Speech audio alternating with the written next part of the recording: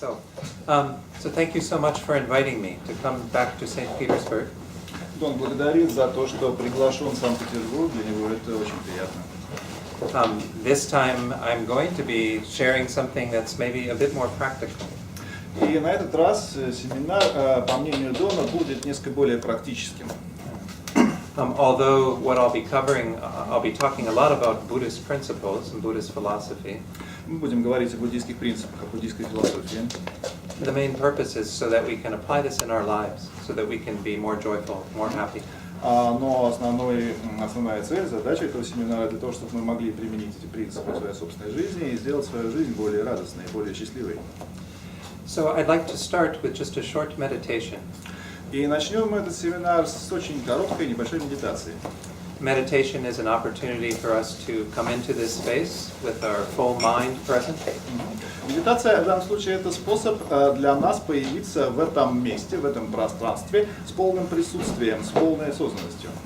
And also to kind of let go of any other distractions we might have, any things that preoccupations.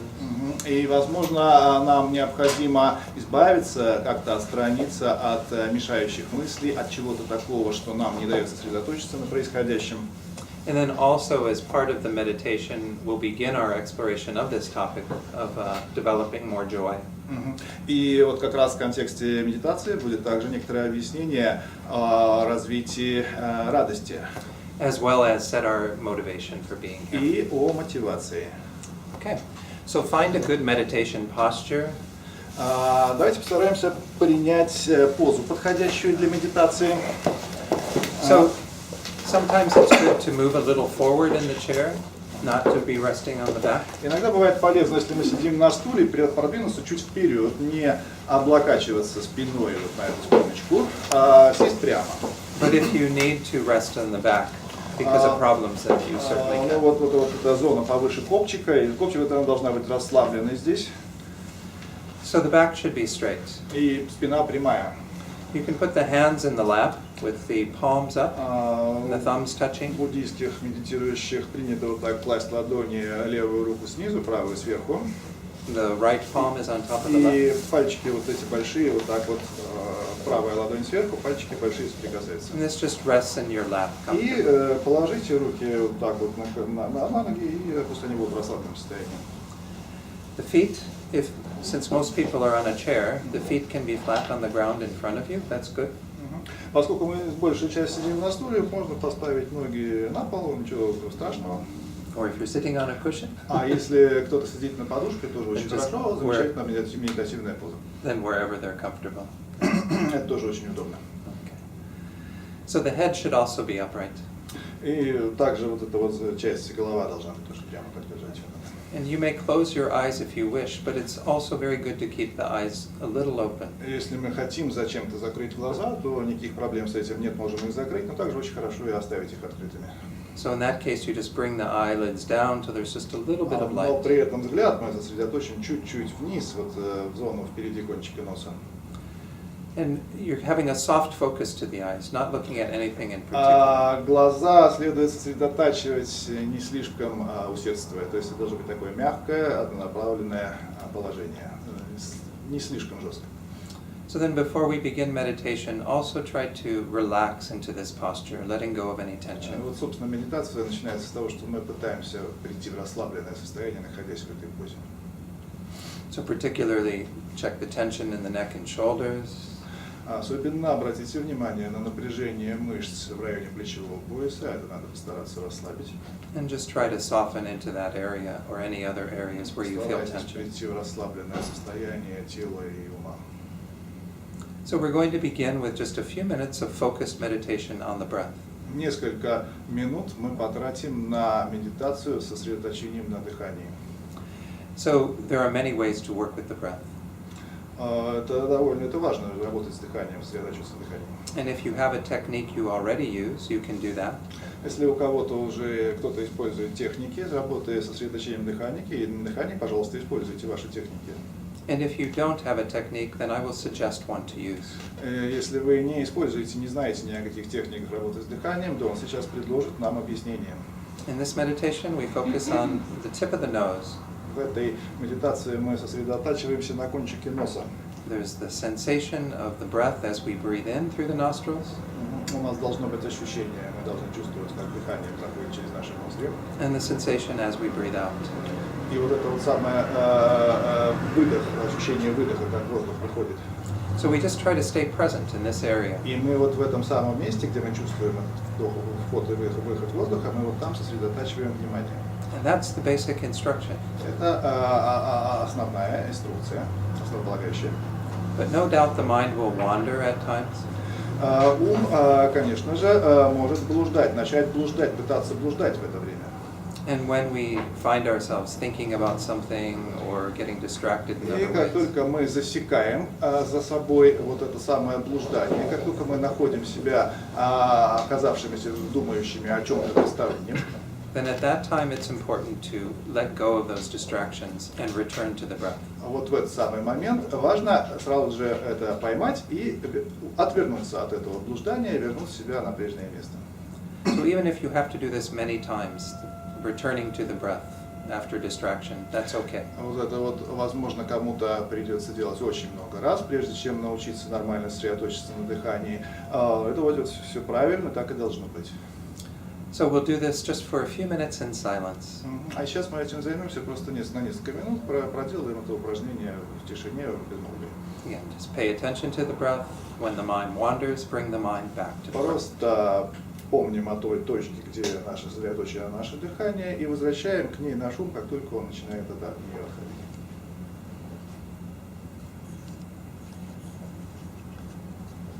Begin to explore this topic of joy. Теперь Дон приглашает нас исследовать эту самую тему радости. I'd like you to think about the times when you've been most joyful. Попробуйте вспомнить те времена, те разы, когда вы испытывали самую большую радость. And as you do, think about what was the situation, what were the circumstances, the causes for that. Каковы были обстоятельства, каковы были причины для того, чтобы переживать эти ощущения, иметь эти переживания.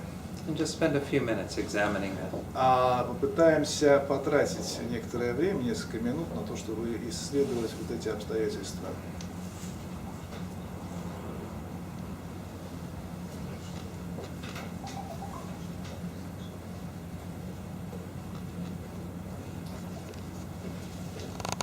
Is it possible to be this joyful all the time? Просили говорить чуть громче, поэтому не удивляйтесь. И теперь задайте себе вопрос, можно ли, есть ли какой-то способ сохранять вот это состояние радости постоянно, находиться в нем постоянно.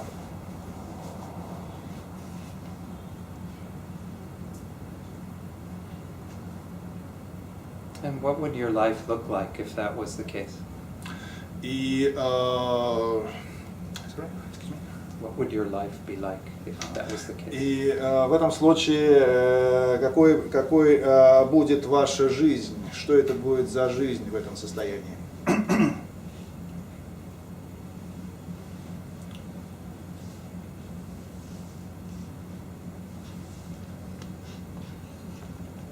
And then Затем необходимо зародить мотивацию, хорошую мотивацию, позитивную мотивацию на то, чтобы находиться в этом состоянии. thinking, I would like to investigate this topic so I can generate more joy in my life. Как можно сформулировать эту мотивацию? Я бы хотел исследовать, изучить вот эту самую тему радости для того, чтобы сделать свою жизнь более радостной, более счастливой. And I want to do this for myself first, so I experience that. И в первую очередь это надо мне самому, чтобы я испытывал эти ощущения. But also so that I can be a source of joy for others. Но если я сам стану жить такой жизнью, то я ведь смогу стать и источником радости для других людей. So that I can bring them great joy to their lives. И тогда окружающие меня люди смогут получить от меня тоже те же самые переживания радости. And then when you're ready, you can open your eyes fully. И теперь вот с такой мотивацией можем открывать глаза и присутствовать на этом семинаре. So maybe the first slide. That's good. Здесь у нас первый слайд, он называется, я должен перевести «Восемь столпов радости», столпов как колонны. Да? So this is not something that is a traditional topic in Buddhism. И это вот подача материала, и тема, собственно, не является традиционной подачей, не является традиционной темой для буддизма. Shall I translate this slide? One moment. Okay. So the 8 pillars of joy are not in a Buddhist sutra. Нет ничего такого в буддийских сутрах, что называлось бы вот этими 8 столпами радости. So this is a contemporary teaching. Это уже современное изложение. So it is based on the Book of Joy by His Holiness the Dalai-lama and Archbishop Desmond Tuttu. Книга радости была написана Его Святейшеством Далай-ламой и пастором Десмондом Туту. I was happy to see this has been translated into Russian. И Дон был очень рад, когда увидел, что эту книгу already translated. It's translated. Yes. Когда узнал, что ее сейчас переводят на русский язык. Уже перевели, да? У нас есть 2 книги. Хорошо. So this book covers 5 days of dialogue. И эта книга включает в себя 5 days of dialogue. Эта книга построена на 5-дневном диалоге, на 5-дневном семинаре Его Святейшества и пастора. And just to make sure everyone knows who these 2 people are. Дон просто интересуется, что всем ли известны эти 2 персонажа, которые обсуждаются. The Dalai Lama, yes? No? Как насчет Далай-ламы? Все знают, что это Далай-лама? Да, yes, Далай-лама, Робины Куртин. Okay. Archbishop Desmond Tutu. А что насчет Десмонда Тута? He's from South Africa. Он из Южной Африки. He's an archbishop in the Episcopalian Church. У него епископский титул там, и он пастор. And so the 2 of them are very good friends. И вот Его Святейшество Далай-лама и пастор, они вообще между собой очень хорошие друзья. If you ever get a chance, you can go to YouTube and see videos of them together. Если у вас есть доступ к YouTube, вы там можете найти как раз ролики о том, об их, так сказать, совместном общении. They laugh a lot. Они очень много там смеются. So, a few years ago, right around the Dalai Lama's 80th birthday, когда несколько лет назад Его Святейшество отмечал 80-летие, they met in Dharamsala, произошла эта встреча в Dharamsale, where His Holiness lives. Там, где живет Его Святейшество, в резиденции Его Святейшества Далай-лама. And so, an author by the name of Douglas Abrams was there. И происходило это под патронажем Дагласа Эймса. He was there to document their meeting. Documents? Документировать. Он, документировал происходящее, собственно. So the book, just so you know, has 3 parts. Итак, книга построена на этом семинаре, и книга состоит из 3 частей. The first one is called The Nature of True Joy. Первая часть называется «Сущность или природа подлинной радости». And we're going to discuss this a little today. И мы об этой части сегодня поговорим, обсудим. Because it's important to understand what we mean by joy. Потому что, говоря о радости, важно понимать о том, что мы имеем в виду. The second topic is the obstacles to joy. Вторая часть – это препятствия или преграды к радости. And I'm not going to talk so much about that. Дон не собирается сейчас об этом много говорить. Maybe you can read the book. Потому что любой из нас может прочитать книгу. But we will touch on some of these as we go through the last topic.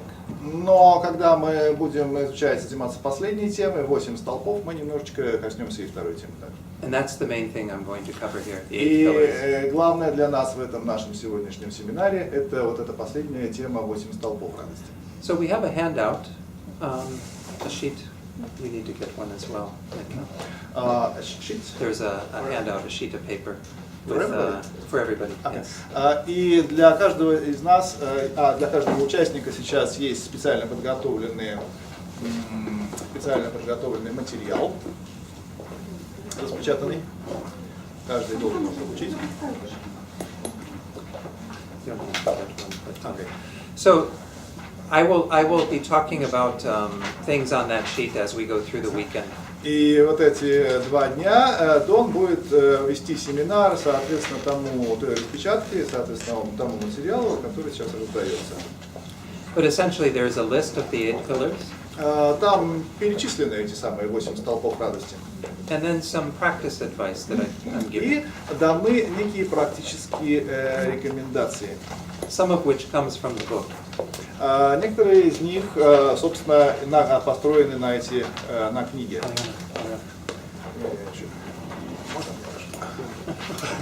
Возьмите. Okay.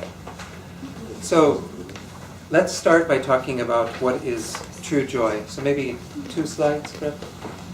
Or 2 slides up. Next one. So Итак, what is поговорим joy? немножечко о том, что такое подлинная или истинная радость. So when you did your meditation on joy, Когда мы медитировали, выполняли нашу медитацию о радости, does anyone want to share any of your insights, any experiences? есть ли кто-то из присутствующих, кто, может быть, хотел бы или мог бы, допустим, поделиться с нами своим опытом, своими, так сказать, сокровенными переживаниями? When have you been most joyful? Когда вы были счастливы, когда вы были радостнее всего в жизни? Anyone? Кто-нибудь? Okay? В детстве. А childhood? Childhood. Okay, good. Right here, right now. Прямо здесь и In the сейчас. moment. Прямо в этот самый момент. Very good. Это вообще шикарно. Anyone else? Еще? Когда я довольна тем, что я делаю, и я наслаждаюсь вот этими моментами. Okay, when the lady is satisfied of what she is doing, and she experiencing this joy for these moments. Okay, good. Good? Спасибо. Okay. Anyone else? Еще? Helping others. Excuse me? Помогать другим. Когда помогаю, when helping others. Wonderful. Wonderful. Но я здесь. Но разные моменты можно рассмотреть. Допустим, мне нравится кататься на лыжах, на горных. Мне очень нравится, когда там с какой-нибудь горы съедешь, очень приятное ощущение. Но оно, как вот там предлагали в конце медитации, подумать, можно ли в этом состоянии находиться там долго, или будет ли оно приносить всегда удовольствие, не похоже, что это кому-то. Другие люди, допустим, они там испытывают удовольствие, когда там, ну, там в бар сходят с друзьями, там выпьют, то есть тоже такая история. И тоже, вот, если рассмотреть о том, что можно ли это в течение жизни, жить таким образом и будет ли это приносить радость другим людям, это вряд ли будет приносить. Для здоровья не позволит, да? Еще можно там такой момент рассмотреть, когда ты внутренне настраиваешь свой мысли на какой-то позитивный лад, ты представляешь какие-то хорошие там события, ну и поднимается настроение, и в этом вот как бы можно, наверное, находиться достаточно долго. И непонятно тоже, как это все в жизни может сложиться. То есть вот удовольствие и хорошее настроение, и радость можно испытывать от разных вообще вещей, и от хороших, и от плохих. То есть я уточню, что вы подразумеваете, хотите сказать, что вот этот третий случай, он наиболее подходит для того, чтобы его распространить на все остальные. Я даже не про это хотел бы сказать. Я хотел бы сказать, что радость, она может испытываться от разных вообще вещей, и от хороших, и от плохих, и от нейтральных. И вот то, что предлагалось подумать о том, как это скажется на окружающих, и как скажется это там на твоей жизни, то очень разные могут быть последствия. Okay. Yeah. So a person saying that this joy, the experience of joy, can take place on different occasions, and this could be good occasions and also neutral, and some occasions could be not so good. For example, he is saying that when you riding mountain ski, do you know these persons? Ski. Yeah, ski. It's a very strong experience, but you hardly can extend on the whole life this kind of experience. Right. Okay. Another kind of experience could take place in a kind of bear with taking beer or any alcohol, with friends or girlfriends and so on. And it's also couldn't be extended on any situation. And next, что было последнее? Ну, это то, что ты начинаешь свое учение представлять, говоришь, что это приятно. По отношению к другим, по отношению к себе, and then also person can think himself that there's something pleasurable experience, and then a person thinks this experience can become pleasurable, become joyful. Okay. Good. Но еще также вот то, что сказали, помогает другим, когда это, допустим, непреднамеренно или преднамеренно, это тоже очень, конечно, приятно. And also very joyful experience, and when you can help to somebody, and you are not going to help, you just help spontaneously. It's very pleasurable, joyful. Okay, so the main message was that different occasions, and there are three kinds of occasions: good, bad, and neutral. And what is consequence? It's not you are not sure about consequences. So because you don't know exactly what is the real experience. Okay. So I think what you've said then is very appropriate. Ну и Дону понравилось то, что сказал. Можно, значит, как мне представляется, что перед любой радостью есть некая предварительная стадия. То есть, допустим, я жду встречи с каким-то, так сказать, человеком. То есть без этой стадии, так сказать, ожидания события, так сказать, радость, может быть латентное ожидание. Я постоянно чего-то там жду, и вдруг это неожиданно случилось. То есть, как бы, радость предполагает еще как бы вот, настройка на нее предварительная, так сказать. То есть без ничего, так сказать, радость сверху не падает. Либо предсостояние. Да, предсостояние, да. То есть она может либо конкретное предсостояние, вот я жду, человек придет, либо я всегда этого жду, так сказать, вот оно неожиданно свалилось там. Now it's the note that any experience needs some period before. Like expectation moment. Expectation, either expectation or just preparation, without expectation. So either expectation or expected or not expected, but there should be some period which makes the experience. Yes. Okay, good. These were all very good answers. Да, это хорошее все замечание. So let's go to the next slide. Пойдем дальше. And I'm going to share, because what is interesting is that joy has many different shades, many different flavors. I don't know what words to use in В Russian. действительности очень много всяких форм радости существует, различных форм, различных конкретных обстоятельств. So there are 3 slides for this. There are many different ways we can talk about joy. И этому посвящены вот эти самые 3 слайда, которые сейчас мы будем рассматривать. И существует много способов говорить о радости. And the psychologist and researcher Paul Ekman, психолог Пол Экман, who's a friend of the Dalai-lama, тоже является другом Далай-ламы, wrote that joy is associated with feelings that can be this varied. Он как раз написал о том, что существуют разные способы разговора о радости, и вот чувства, которые при этом человек испытывает, они могут быть, вот, в частности, удовольствие чувственное, затем, так сказать, удовлетворение, да, потом contentment.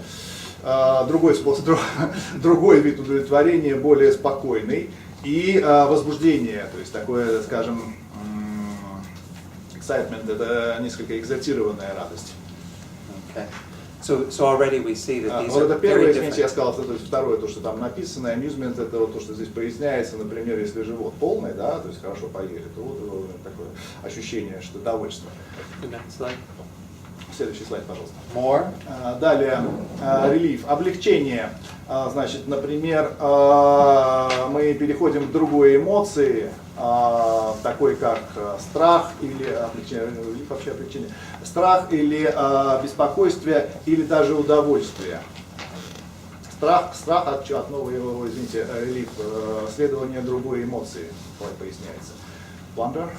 Значит, далее удивление. Что-то, допустим, вызывает у нас некое то ли восхищение, то ли очень серьезно нас захватывает. Тут мы вот испытываем такое чувство. Далее некая форма блаженства, вот здесь экстази даже написано. То есть это которое такое, что-то такое, что выводит нас за пределы самих себя. И последнее. Значит, здесь я не могу точно перевести это слово, но достигнутое некое после длительного, очень трудного или, скажем так, после серьезной или трудной задачи, вот она реализована, у нас что-то получилось. Это важно, вот мы испытываем такое чувство. Что-то получилось очень трудное. Sorry to make you do so much translation. There's one more slide with some more. Далее, radiant pride, то есть некая форма гордости, когда, допустим, наш ребенок, то есть как сияющая гордость написано, когда наш ребенок, например, получил какой-то приз или выиграл состязание, вот мы за сына так вообще гордимся. Так, нездоровая debilitation. Это получается как радость от неудачи других. Ну да, вот чувство. Чувство, в общем, это то, что нам доставляет туда злорадство, да, когда кто-то страдает, и нам это вот. That one we're not going to talk about so much.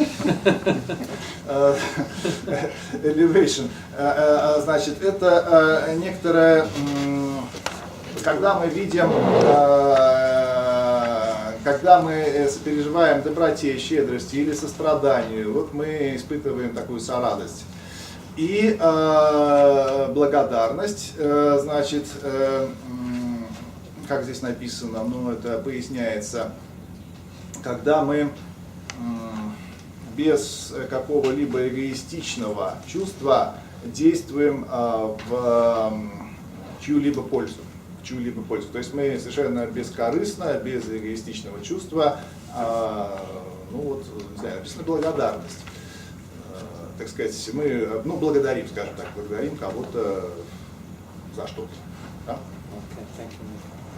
So many of these are more transitory. They don't satisfy at a deeper level. И вот очень много, наверное, подавляющее, даже я от себя добавляю, большинство таких переживаний, они все являются очень проходящими, то есть они временно проходят, они не заходят, не проникают куда-то глубоко. And they're difficult to sustain.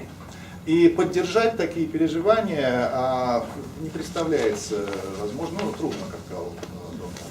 So we go to the next slide, and there are three kind of other ways that we can talk about joy that will be the main topic for how we're going to look at joy this weekend.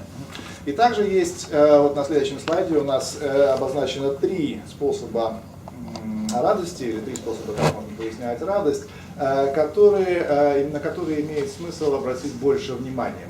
Сорадость, первое, то, что здесь сказано, когда кто-либо счастлив, и мы по этому поводу радуемся. Вот в буддизме это называется мудита, слово санскритское.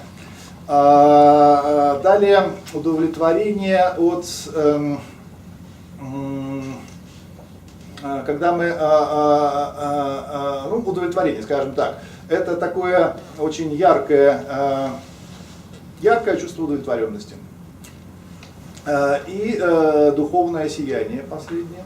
Это такая бесстрастная радость, которая рождается из глубокого чувства счастья. So if we were to talk about the joy that the Dalai-lama has, that the archbishop has, если мы будем говорить о том чувстве радости, в котором находится, допустим, Далай-лама, it's probably closest to these last two. То, скорее всего, это будет вот как раз вот это самое последнее глубокое переживание счастья. Kind of is a way of being. То есть это такое счастье, которое интегрировано в сам способ жизни, в сам способ существования человека. That becomes very deeply integrated into one's life. Оно становится вот именно частью, не частью, оно становится такой основой существования, персонального существования. So maybe go ahead, Bob. 3 slides. Пойдем вперед на 3 слайда, скажите. And one more. So, back one. Назад, пожалуйста. Итак, 8 столпов радости. Туптен Джимпа написал перевод и комментарий на этот текст, объясняя, что радость является нашей основополагающей природой, нашей сущностью. Вот это самое, это нечто такое, что может понять и что может реализовать в своей жизни каждый человек. То есть вот это вот написал все Туптен Джимпа, это секретарь, который очень известный. Да, переводчик Его Святейшества Далай-лама. Мы можем сказать, что наше желание счастья является способом или попыткой открыть заново, узнать заново нечто такое, что сокрыто глубоко внутри нас, и что является глубоко внутри на естественным состоянием нашего собственного ума. Вот это то, что написал Okay. So, by the way, that revered text is a Lojong text. It's Вот not this text. этот самый текст, он в действительности взят из Ладжонга. So, what he's saying is that essentially joy is our nature. Он говорит, что радость, по сути, является нашей собственной сущностью. So when we are joyful, we are in touch with that true nature. Когда мы радость испытываем, мы испытываем то, что соответствует нашей собственной сущности. И кажется, что буддисты верят, что радость является естественным состоянием, но способность переживать радость также может быть развита, как некое умение или искусство.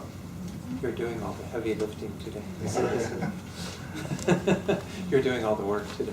Thank you very much. So then the next slide. В чем же секрет, как нам взращивать в себе радость? So essentially what we want to find out this weekend is if we can develop skills to become more joyful, how do we do that? Итак, если мы должны, если у нас стоит задача перед нами вот развить радость, чтобы стать более радостными, то как же нам этим заниматься? Что... Oh, I understand. Sorry. So I'm just going to talk and not do the slides quite for a little while. So essentially joy is a byproduct. This translates into Russian. Byproduct. Something that comes along the way. Joy is byproduct. Yeah. Побочный продукт. Я понял.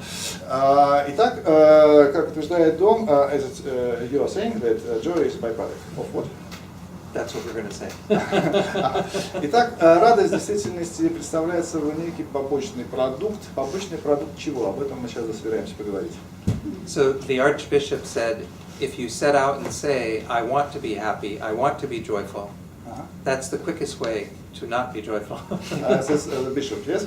Okay. И пастор Туту, что он говорит, что если мы будем формулировать себе наши желания в виде, как формулировать? Вот так же, что я хочу быть счастливым, я хочу радоваться.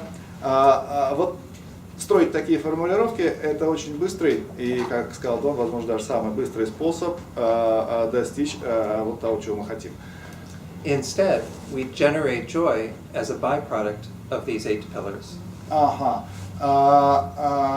Вот это самое, значит, так, итак, радость. Not quickest or quickest, if you formulate this.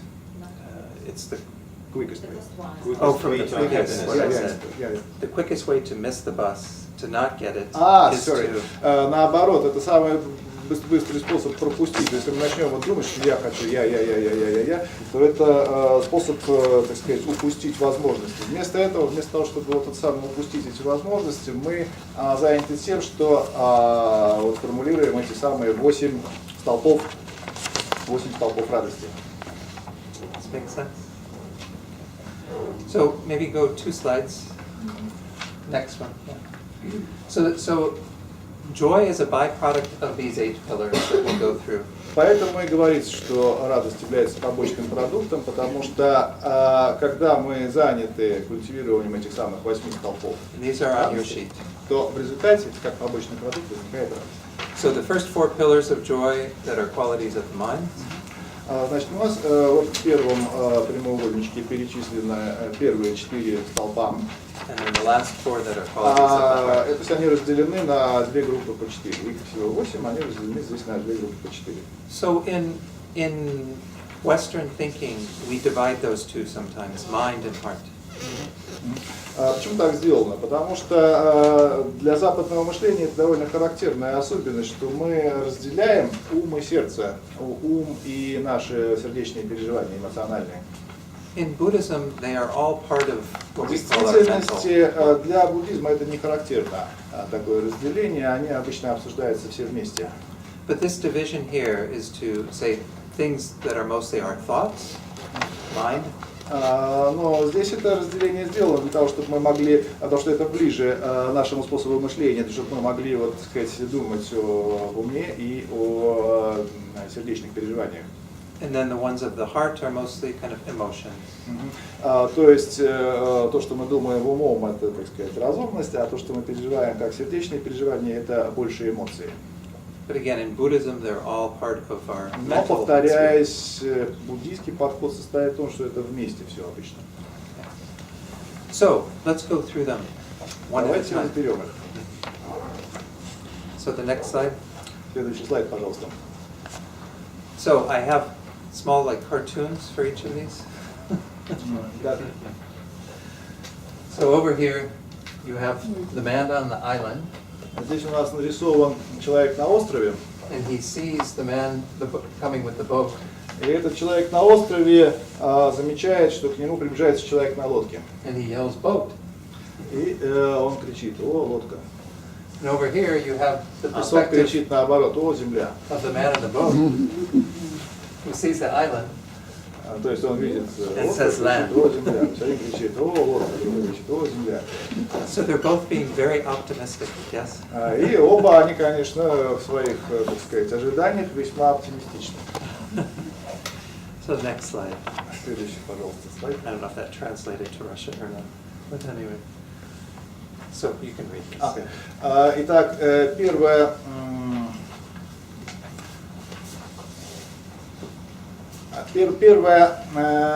первая перспектива, соответствующая перспектива в нашей жизни, это способность переоценить или, скажем так, переосмыслить ситуацию на более позитивном уровне. Скажем так, дать ей более позитивную оценку. Здоровая перспектива в действительности является основанием радости и счастья. То есть здоровое видение, так сказать, ситуации. Почему так? Потому что мы видим мир, то есть то, как мы переживаем мир, зависит от нашего способа его восприятия, от нашего способа видения, ну, грубо говоря, от нашего отношения к себя добавляя. То есть мы должны переосмыслить ситуацию в более здоровой перспективе.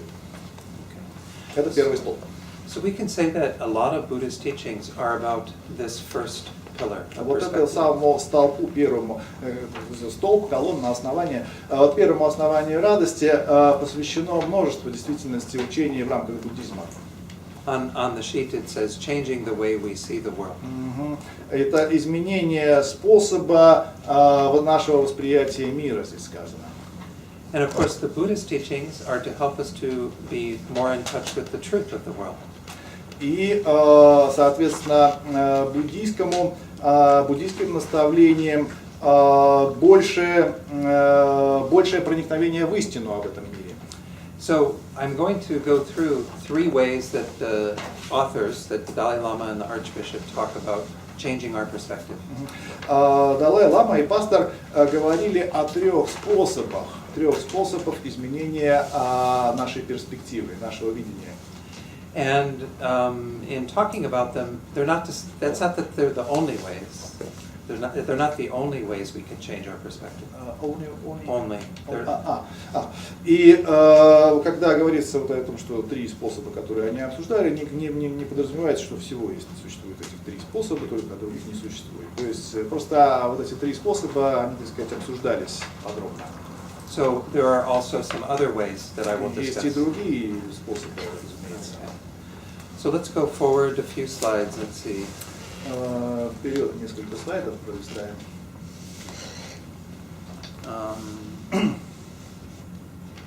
Keep going. Еще, пожалуйста. There, stop there. So these are the three ways I'm going to discuss. No, there are three underneath there. Shifts in perspective discussed. Having a larger or wider perspective, long-term perspective, a perspective beyond. Способы обсуждения, как мы в этой книге обсуждается изменение перспективы. Во-первых, получение более широкой и в целом большей перспективы. Во-вторых, обретение более долговременной перспективы. И, в-третьих, перспектива за пределами своей личной, так сказать, направленности на самого себя, то есть перспектива за пределами самого себя, включающая других людей, может быть, людей, не только людей. So the first one is to have an understanding that we are limited in our own view. В первую очередь, о чем здесь говорится в первом, это то, что необходимо понять, что мы очень замкнуты, очень ограничены своим взглядом на мир вот в своем собственном мироощущении. Often we don't see the big picture. Мы очень часто случается так, что не обращаем или не видим большой картины вокруг себя. And many times we don't see all of the causes and conditions that are И уж, behind it. конечно, следует сказать, что мы очень часто не видим тех причин и условий, которые создают наши окружающие ситуации. And this points to one of the main Buddhist teachings. Здесь вот это соприкасается с основным буддийским изложением. The idea of interdependence. Каким изложением? О взаимозависимости. That many things come into play. О том, что множество различных вещей взаимосвязаны между собой. I mean, as an example of this, we could talk about gun violence in the United States. Например, взять тему на применение оружия, уличного насилия в Соединенных Штатах. So some people have the perspective that there's only one cause. Only one cause. Okay. Многие люди думают, что у насилия с применением оружия в Соединенных Штатах всего одна причина. For example, the guns. Например, причина состоит в том, что там оружия много. In Russia, you don't have guns. Вот в России нету такого распространения оружия и нет, соответственно, такой преступности с ним связанной. In the U.S., anyone can own a gun. А в Соединенных Штатах вообще у каждого человека есть оружие. I don't own a gun. А вот у Дона нет. But there are many other causes. На самом деле причин очень много. And you can find that involved in that are the security we have, or lack of security in various То есть places. это может быть уровень, так сказать, полицейской защиты, а может, например, уровень отсутствия этой самой защиты в какой-то момент. Ну, то есть security, верните в этом случае. Attention to mental health. Mental health of the people who own the guns. Кроме того, здесь во внимание следует принять здоровье, умственное здоровье людей, которые вот носят оружие. There can be many other factors involved. И много всяких факторов. So when we have the perspective that there's only one thing, Если мы начинаем думать, что есть всего одна причина, we are blind to the other factors. то это означает, что все остальные причины, все остальные факторы мы просто упускаем. So we have to develop a deeper awareness, greater awareness of everything involved. И что в данном случае требуется? Вот при такой узкой перспективе требуется более широкое рассмотрение вещей. То есть необходимо понять, что множество разных факторов влияет на ситуацию. We can then recognize that our own perspective isn't absolute truth. И отсюда становится понятно, что наш собственный взгляд на вещи не является окончательной истиной. And then we can learn from others and help to resolve problems. И для того, чтобы пытаться решить проблему, мы начинаем изучать, что видят другие, то есть учиться у других. Let me go forward 2 slides. 2 слайда, пожалуйста. Maybe one more. I'm sorry. Еще один. This is similar to the story of the elephant and the six blind men. В буддизме есть такая, рассказывают такую историю про 6 мудрецов и слона. They all have one part of the elephant. Ага, то есть они там слепые, кажется, эти мудрецы были. И они, каждый из них обследовал слона на предмет того, что такое слон. И вот один говорит, что слон это стена, другой говорит, что слон это веревка за хвост дергает, другой обхватил ногу и говорит, что слон это, наверное, дерево, кому-то достался хобот, и он говорит, что слон это змея, а кого-то уколола эта самая кость, бивень, он сказал, что это вообще копье, наверное. Вот, а кто-то залез на самый верх и говорит, что там очень, что там, ФПМТ. So people understand, yes? В общем, да. Каждый, кто вот участвовал в этом самом мероприятии, заявил что-то свое. So that's one shift in perspective that they suggest. Значит, для каждого существует своя перспектива и существует возможность, так сказать, другие перспективы. Кстати. The second shift in perspective, the next slide. And I'll just talk about this, you don't have to read what's on there. So this one is having a long-term perspective. Более долговременный. Второй способ обсуждения перспективы – это получение более долговременной перспективы. And this is the fact that things change over time. Факт жизни состоит в том, что все вещи постоянно меняются.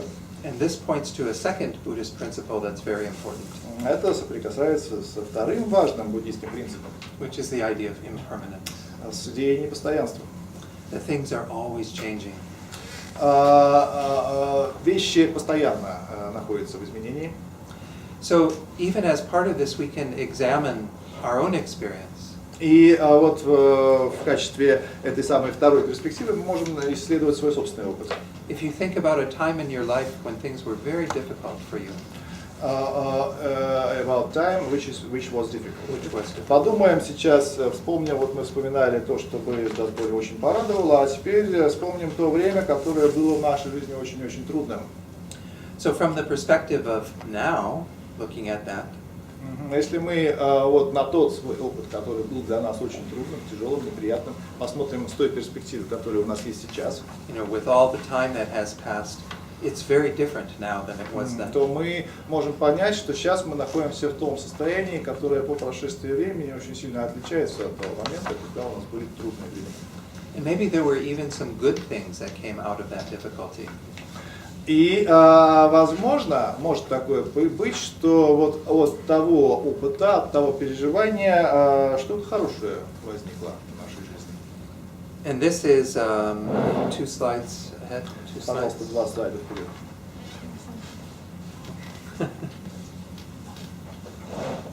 There. This is actually on the practice advice too. Okay. Итак, Does this work in Russian? Silver lining. They say every cloud has a silver lining. это из работы, как советует Туптян Джимпа в своем тексте, значит, эксперимент сияющий серебром мысли.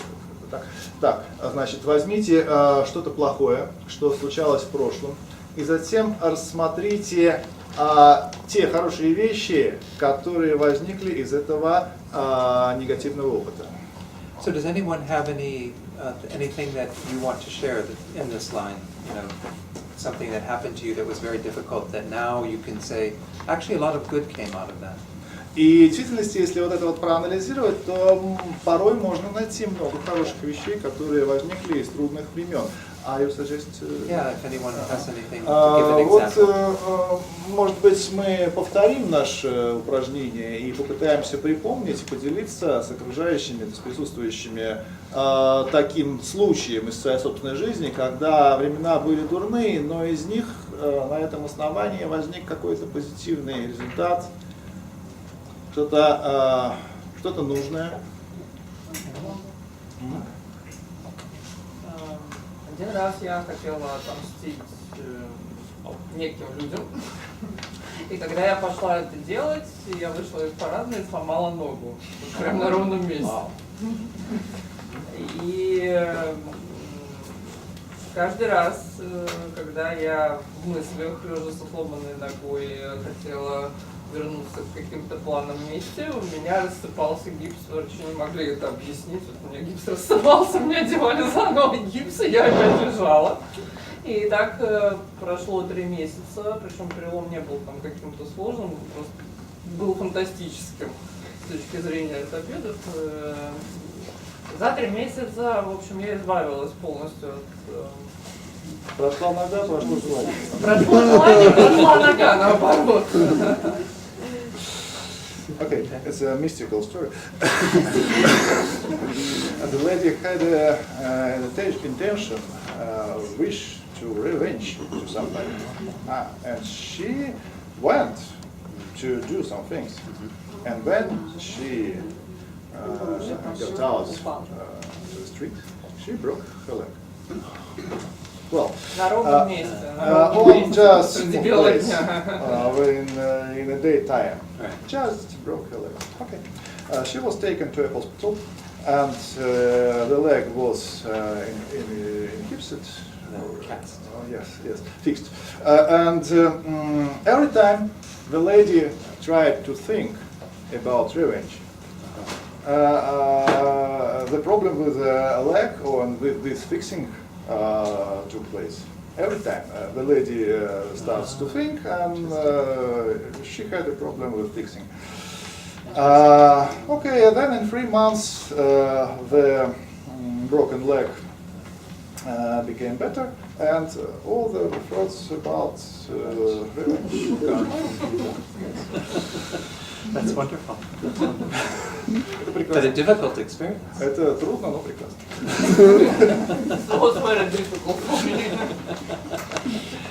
Wow, thank you. Thank you for Спасибо. sharing. Какой-нибудь еще интересный опыт?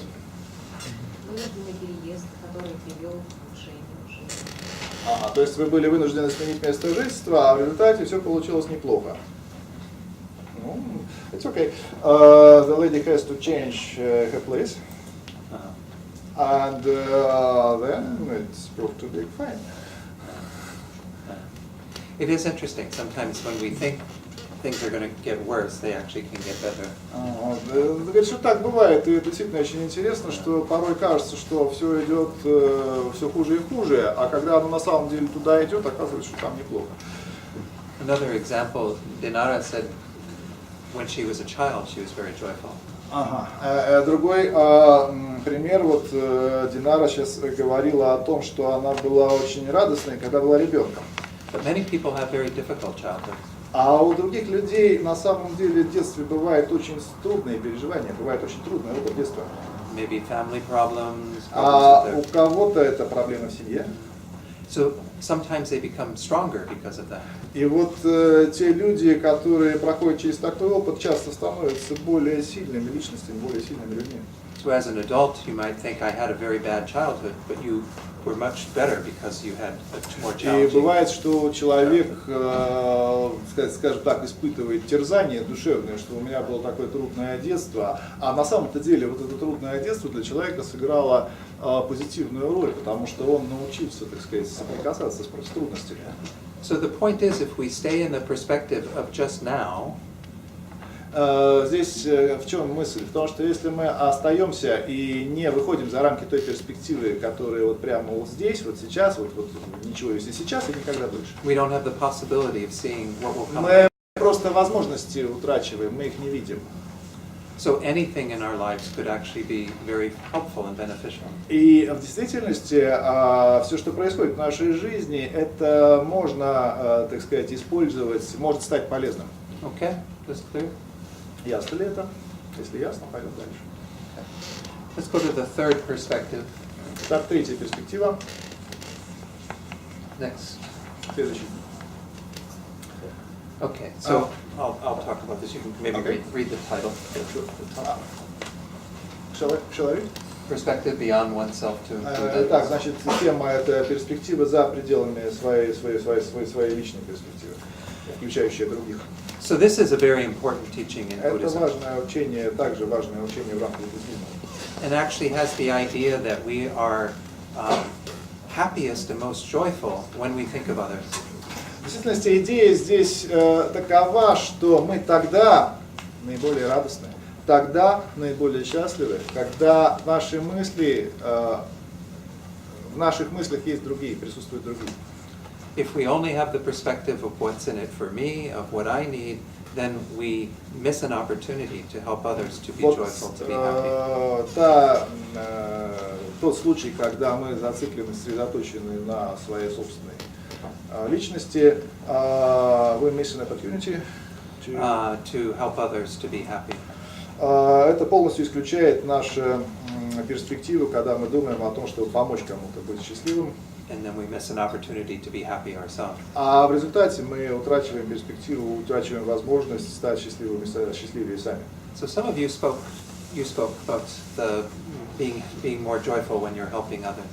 Кто-то говорил сейчас о том, что радость человек испытывал наибольшую тогда, когда у него была возможность помочь кому-то. So we actually do gain a lot of our joy when we shift our perspective from ourselves to include others. Вот тот случай, когда мы смещаем свою перспективу, свою направленность, свое, так сказать, восприятие себя самих на других, это как раз вот этот самый случай, тот, который мы сейчас обсуждаем.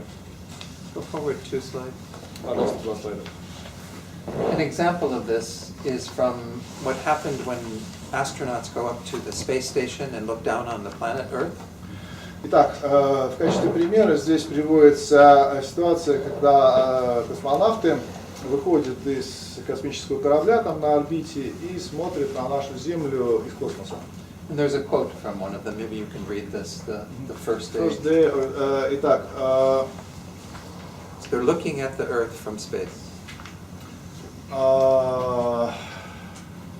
Первый день мы, выйдя, вот оказавшись, смотря на Землю из космоса, мы все были сосредоточены на своих собственных странах. То есть мы смотрели только на те страны, из которых мы прилетели в этот космос. А на 3-й и 4-й день мы стали смотреть и на другие континенты тоже. А на 5-й день мы уже смотрели только на всю Землю. Это сказал султан бин Салман аль-Сауд. Это такой инструмент. Это значит, это астронавт такой. То есть это вот, собственно, его высказывание. Первый день мы смотрели на свои страны, а на 3-й и 4-й мы смотрели на другие континенты, а на 5-й день мы уже смотрели только на всю Землю. So this brings in the concept of interdependence too, that we're all in one family, if you will. И здесь это как раз вводит нас опять к концепции, идеи взаимозависимости, о том, что все мы на самом деле представляем собой некую большую семью. And we see this is particularly important perspective to have now with the problems that the world is facing. Если мы посмотрим на состояние проблем в современном мире, то мы можем увидеть, что в действительности это очень важная перспектива. So anyway, let's see. Are there other shifts in perspective that you thought of that might be useful? Как уже было сказано, что есть и другие перспективы, есть и другие, так сказать, направления мысли, которые могут быть полезны в этом русле о том, чтобы развить радость. So I have 2 I can share, but I want to hear from you first, maybe. Итак, Дон, вот, do you mean this kind of intervention? Just another shift in perspective. We have 3. Okay. The first one was from the narrow view to the wider view. The second one was from now to the long term, and the third one is from oneself to include others. Итак, мы вот сейчас рассмотрели 3 такие основополагающие перспективы. Первое – это более широкий взгляд, второе – более долговременный взгляд в прошлое и в будущее, третье – себя, перенести внимание с себя на других. Может быть, Дон говорит, что в принципе он мог бы поделиться еще парой своих личных опытов с нами, но может быть кто-то, может быть, еще что-то предложит нам полезное для того, чтобы можно было рассмотреть. Какое еще может быть направление мысли, направление взгляда полезным для того, чтобы могло сделать что-то такое, что могло бы сделать нас радостнее и счастливее? Какие идеи? So let me share the 2 that I have. Окей, Дон тогда расскажет там еще о 2 вариантах.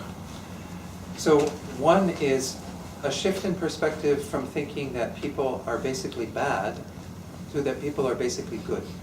Значит, shifting perspective — это в действительности смена перспективы. Да? Вот смена перспективы с мышления о том, что люди в основе своей существа дурные, This isn't discussed in the book. на такое понимание, что люди в основе своей существа хорошие. Вот. В книге об этом ничего не сказано. Но Дон говорит о том, что вот это в качестве своего личного опыта говорит о том, что итак, есть вот такая внутренняя убежденность или отношение, или, скажем так, позиция, да, о том, что люди в основе своей, базового своего состояния, они, вообще говоря, дурные. Да? Вот с этого состояния, переменным на то, что люди в своем базовом состоянии, основополагающем, что они вообще существа хорошие. Вот равно. But this is a core teaching in Buddhism, the main В teaching. действительности в буддизме это представляет собой некое такое сердцевинное учение. Some traditions think that people are bad. В ряде традиций, скажем так, изложений, non-буддист, не буддийских традиций, не буддийских изложений, есть воззрение о том, что человек в основе своей существо дурное. But Buddhism says that we are fundamentally good. А в буддизме говорится, что на фундаментальном уровне, на базовом уровне, вообще говоря, мы, в общем, хорошие существа. And we call this goodness Buddha nature. Мы эту вот это благо, которое там глубоко внутри, мы называем его природой Будды. And essentially it means that there is a purity there that is fundamental to our minds. Что это означает в действительности? Это означает, что внутри нас присутствует некоторая чистота через «и». То есть мы чисты на очень таком глубоком уровне, которая представляет самую основу, самую суть или самую природу, как мы говорим, нашего ума. So all of the negative thoughts we have, such as thoughts of revenge or other thoughts that are not Вот wholesome, такие проявления дурного мышления, ну, например, озвученное желание отомстить кому-то, да? Они, these negative thoughts, these are not in the nature of mind. они не представляют собой элемент, не входят в структуру, не являются частью того, что мы называем природой ума. So an example of this is if we had a glass of water like this. Вот в качестве примера, если мы возьмем стаканчик водички, This is like the nature of our minds, и pure and допустим, clear. что вот эта самая вода, а это как природа, для примера, естественно, как природа нашего ума. So that purity and clarity is there, even if I take water or dirt and put it in the water. Вот она имеет чистоту, и вот она прозрачная, ясная. Так вот эта самая чистота, она, если даже мы ее туда запачкаем чем-то, да, мы туда напустим грязи, она на неком уровне, она останется в сути самой воды. So if I put the dirt in and stir it up, Мы взболтаем там нечто в этом стаканчике, the water becomes и opaque. она станет мутной. But if I purify the dirt out of the water, Но возможность очистить вот это самое, она никуда не денется. Вода по-прежнему может быть чистой. the clarity is there again. И если мы проведем эту процедуру очистки, эта чистота снова будет в проявленном состоянии. Вот она вот сейчас проявлена, мы ее испачкали, она исчезла внешне, она может быть снова очищена, мы ее очистили, она снова проявленная чистота. So all of Buddhism teaches methods to purify our minds. Все буддийские учения, все буддийские наставления, методы посвящены тому, чтобы очистить наш ум.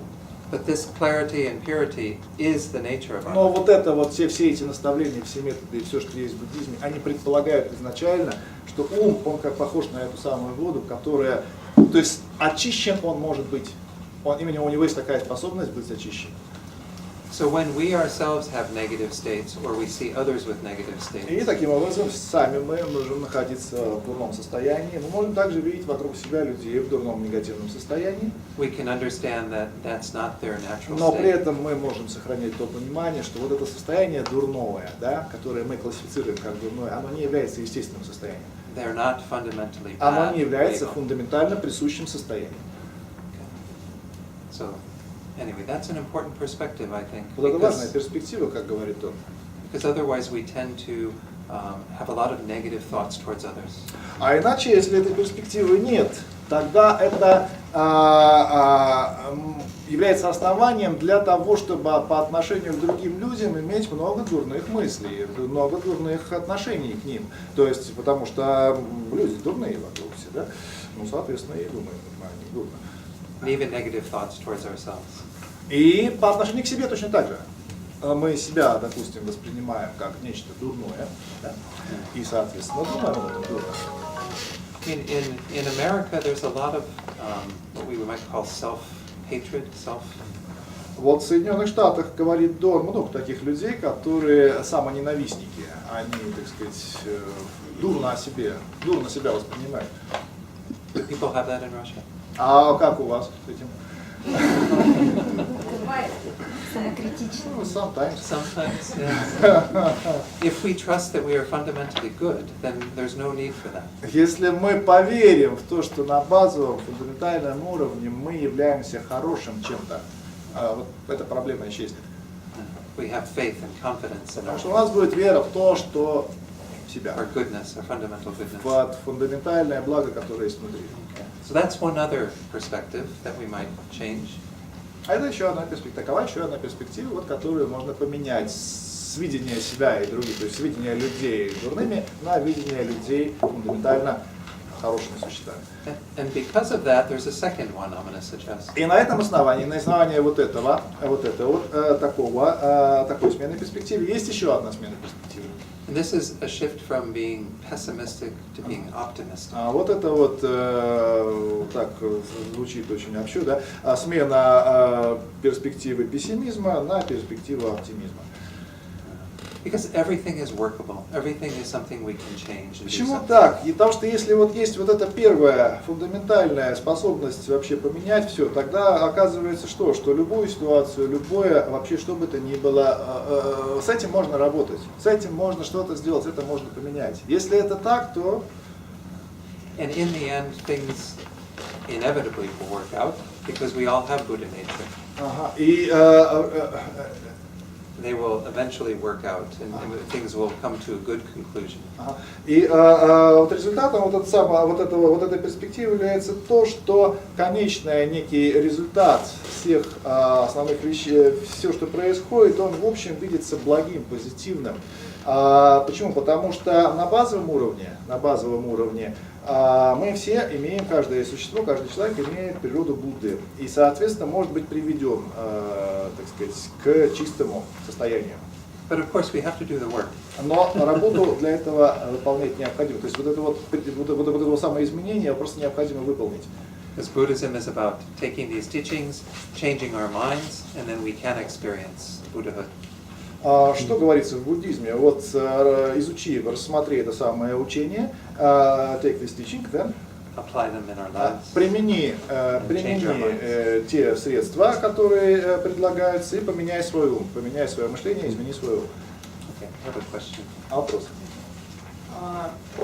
Так ли вообще необходимо верить в то, что у нас в основе, используя метафору, чистая вода? Ведь, по-моему, важнее, не важно, что в основе, важнее верить в то, что ты можешь измениться так, как ты захочешь. Вот у меня в связи с этим вопрос. Обязательно ли у нас у каждого вода, ведь может быть в ком-то уксус, в ком-то спирт? Вот такой вопрос. Is it really necessary to believe in this clarity and clearness similar to clear water? Because different people could have a spiritus, or acid, or anything but water in their base. I don't know. This is what is taught in Buddhism. Ну, он говорит, что он не знает, что там в основе. Но при этом не важна основа, важна просто идея о том, что ты можешь измениться. Maybe not the base is most important, but the result. Yeah. No, I see your point. Yeah. I think if we have confidence that there is. Почему надо стремиться внутрь, да можно стремиться наружу. Главное стремиться. So, the question was, why think about this base, but maybe better to think about result. Well, they're very similar. They're based on the same idea. They have the same idea. Но это вот мышление, о котором вы говорите, похоже, в общем, просто оно близкое. Это немножко разница формулировок, но идея одна и та же. When we call this Buddha nature, Когда мы говорим об этой природе Будды, we mean it has the nature to become a Buddha.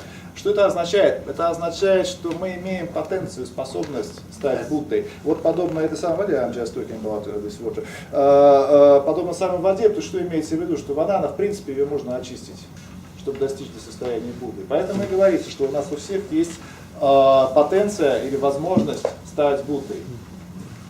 То есть, если бы ее не было... Это только движение внутрь, к основе. Нет, это не может быть движение куда-то к какому-то иному состоянию, а не тому, которое заложено в нас. Let me ask me again. Maybe it's better to think that it's kind of way to some other state, not inner state, but some other state, different state. Possible, I don't know. Может и так, кто знает. Here, there's a comment. Просто я хотела просто рассказать свое мнение. Просто мне кажется, что вот у любого живого существа главное, что мы имеем, это наше сердце. И поэтому важно устремляться внутрь себя, то есть учиться понимать свое сердце. Вот. А нельзя сказать, что сердце, оно какое-то плохое, оно может быть временно омраченным, но оно же хорошее у всех живых существ. Вот, поэтому я просто вот тут говорила, что может быть в каком-то уксус. А я не говорила, что это плохо, я просто говорила, что может быть другая природа, у всех разная, а не у всех вода. Я не говорила это в контексте негатива. А вы Нет, метафору подождите, поняли? вы не поняли. Просто вы говорили, зачем устремляться вовнутрь себя, Да. когда можно устремляться вовне. А я говорю о том, что нужно устремляться вовнутрь себя, потому что наше сердце — это самое удивительное, самое хорошее, что мы имеем. Наше сердце, понимаете? Вот. Идите Авторитет. Okay, it is an opinion. Yes. The lady is saying that the best and most important thing everybody has, it is his heart. And that is why it's most important to shift your perspective to your heart, to your basic purity inside heart. Just opinion. I think that's good. Another way to look at this is when we see other people, we mostly see dirty glasses of wine. Что здесь еще с этой метафорой с водой? Почему это так легко понять? Потому что каждый раз, когда мы смотрим на других людей, по большей части мы склонны видеть в них стакан с грязной водой. And often when we look at ourselves, that's all we see. Also same, yes? Yes. И мы смотрим потом на себя самих и тоже, в общем-то, склонны видеть стакан с грязной водой. But we don't recognize that there is clear water Мы не underneath it. думаем, не стремимся узнать, не понимаем, что вот это самое есть чистота у этой воды. And that the dirt is only there at the moment. И то, что вот эта вот муть вся, да, которая там загрязнена, она, в принципе, удаляема. So that's the importance I see of this teaching, is that we have to understand that that can be removed, that can be Поэтому вот и taken out. важность этой самой метафоры. То есть здесь ведь не о том идет речь, что какая-то вода, да, или какая-то, скажем, вот чистота такая, она как там онтологическая And какая-то. then we achieve the result. А смысл в чем? В том, что результат на самом деле может быть достигнут. То есть желаемый результат достижим. Вот смысл метафоры. То есть, если приложить усилия, здесь в данном случае не идет речь о том, что там внутри или снаружи. Да? Здесь речь идет о том, что если приложить усилия, результат достижим. То есть вот вода, допустим, ее испачкала, да, она там вроде стала там, мутного цвета, да, а вода, ее можно очистить. Она все равно осталась водой. Как ты ее А не если я хочу, чтобы это был спирт? Вот в чем вопрос. Например, для молока. Что вы вкладываете в эту метафору спирта? Можно, да, Вода вот это свои метафора, 3 да. копейки, да, можно, пожалуйста? Хорошо, вот вы хотите спирт, вы хотите там, я не знаю, минерал, еще что-то. Я толкнусь вот от того, о чем говорит учитель, да, то есть базовая основа. Это все жидкости, в любом случае жидкости, понимаете, основа вода. Добавляете вы туда что-то, получаете спирт. То есть вы хотите стремиться наружу, получить результат. Вы можете его получить. Тут не важно, куда вы смотрите вы внутрь себя для того, чтобы найти вот эту истинную чистоту. Или смотрите наружу, чтобы получить результат, там, спирт или еще что-то. То есть, да, разговор был о том, что не внешние люди. Это просто две разные перспективы. Один человек смотрит, у него перспективы сводятся в точку. Другой человек смотрит, а у него расходится от него. Разница. Мой вопрос был в том, обязательно ли знать, что у тебя в базе, и обращать на это внимание. Ведь можно просто перед собой поставить цель и идти туда. Для этого мне совершенно не обязательно видеть там вообще можно никуда не смотреть, можно просто идти. Смысл вопроса о другом. Because it's explaining, it's just explaining all this metaphoric Вот. Девушка еще хочет спросить. Да, вопрос. Question from What was discussed? Да, пожалуйста. Я просто хотела сказать, что мне кажется, что, ну, конечно, вода может быть загрязненная, так же, как и на шум. Но если, например, мы любим существо, то мы будем стремиться найти в нем чистое, то есть чистую воду. То есть это все происходит через любовь, очищение. Вот и наше чистое видение, оно тоже происходит через любовь. Если мы любим это существо, мы будем стремиться увидеть в нем чистоту. Okay, I explained about two ladies' positions. First lady is saying that is it really necessary to see this purity in basic state? You just can have a goal view. The second lady is saying, if you love somebody, you are naturally coming to see this person as pure, as okay. More in touch with their character. That's it. Yes, yes. Okay. Да, What еще, was the gentleman saying? можно еще вопрос по поводу смены перспективы? Okay, while shifting perspective. Ага. Значит, ну можно ли так считать, что мы должны настраиваться на том, как замечательно у нас сейчас, по сравнению с тем кошмаром, который нас ждет, так сказать, состаримся, будем болеть и умрем. Вот смена перспективы, так сказать, вот думаю о том, что как нам сейчас хорошо, так сказать, по сравнению с тем кошмаром, который будет впереди у нас. Состаримся, заболеем и умрем. А сейчас хорошо. Вот я речь шла о смене перспективы, так сказать, вот тоже вариант. So now everything is going not so bad, but in the future we are going to become old, then die, and that doesn't seem to be so good. So. Ну вот это тоже смена перспективы, правильно? Что сейчас хорошо. Also a kind of changing perspective. Yes. And so on. Yes, definitely. Yeah, sometimes I teach about how we can make our older years more favorable, even death more favorable.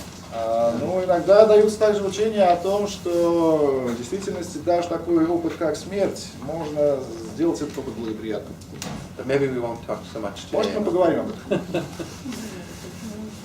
So let's go forward about 4 or 5 slides. Пойдем I'll let you know на when. 5 слайдов вперед. One more. Okay. These are the practice suggestions that are on the sheet. On here. So maybe you could just read Okay. them off the sheet. Дон предлагает просто прочитать то, что это перевод того, что там есть. Итак, это снова совет Туптена Джимпа. Попробуйте в качестве эксперимента совет Туптена Джимпа, состоящий в том, чтобы увидеть, что хорошее случилось благодаря негативному опыту в прошлом. Увидеть, что хорошее случилось благодаря негативному опыту в прошлом. Это то, чем мы сейчас пытались заниматься. Мы пытались, так сказать, чтобы кто-то поделился с нами, что произошло нечто хорошее на основании негативного опыта.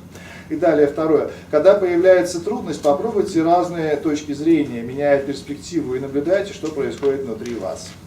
Вот мы встречаемся с трудностью, пытаемся менять угол зрения и наблюдаем за внутренними переменами.